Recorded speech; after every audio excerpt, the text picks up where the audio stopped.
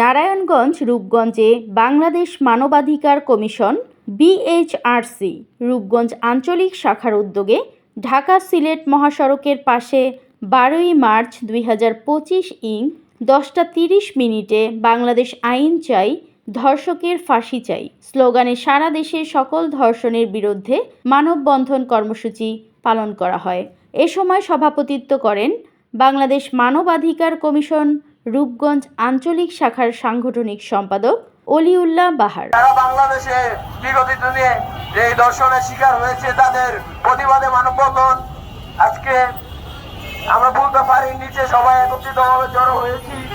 Police সহযোগী দৃষ্টি আকর্ষণ করে বলছি, আমরা এইগুলো দেখতে চাই না। বাংলাদেশ মানবাধিকার কমিশনারের কর্মীরা খেপে তাইলে কিন্তু কঠিন ভয়াবহ অবস্থা হইব।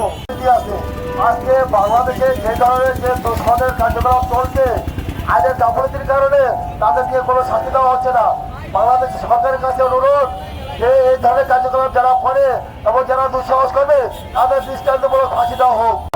ক্ষমতায় যারা আছেন তাদেরকে কেন্দ্র করে বলতে চাই, দায়িত্ব যথাযথভাবে পালন করুন, না হলে আপনি দায়িত্ব ছেড়ে দেন। আপনার ওই জায়গায় থাকার কোনো প্রয়োজন নাই, এই জন্য আমরা দেশ স্বাধীন করি নাই। স্পষ্ট ভাষায় বলতে চাই, এই দর্শকের বিরুদ্ধে সরাসরি ফাঁসি।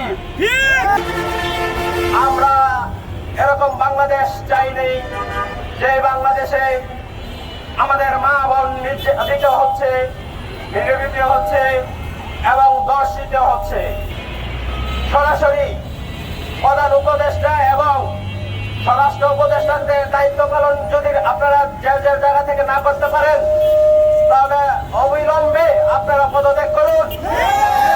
আর নতুবা আমরা মানবাধিকার কমিশন এবং ছাত্র সমাজ এবং বাংলাদেশের 18 কোটি মানুষ একসাথে ঝাঁপিয়ে পড়ব।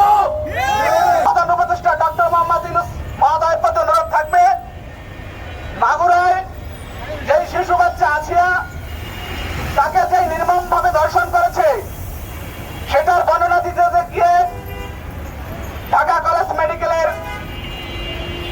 যে ব্রিগেডিয়ার জেনারেল সেও দেখেছি কান্না করেছে। এমন নির্মম ভাবে যায় ধর্ষণ করেছে বোনের জামাই,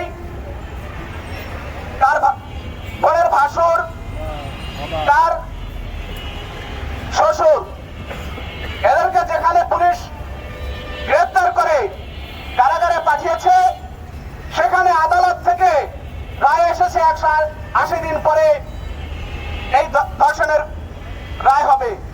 আমরা বাংলাদেশ মানবাধিকার কমিশন জানতে চাই, যেখানে প্রকাশ্যে দিবালোকে ধর্ষণের শিকার হয়েছে এতটা ছোট 7-8 বছরের মেয়ে, তাকে যখন সারা বিশ্ব জেনে গেছে, বাংলাদেশের সকল জেলায় সব জায়গায় জেনে গেছে, এরপরও কেন 180 দিন দেরি হবে? আমরা চাই 90 দিনের মধ্যে যারা ধর্ষণ করবে, ধর্ষণের শিকার হবে এবং যেই ব্যক্তি ধর্ষণ করবে তাকে 90 দিনের মধ্যে আইন প্রয়োগ করে তাকে দিবালোকে ফাঁসি দিতে হবে। দৈনিক আজকের বাংলা .net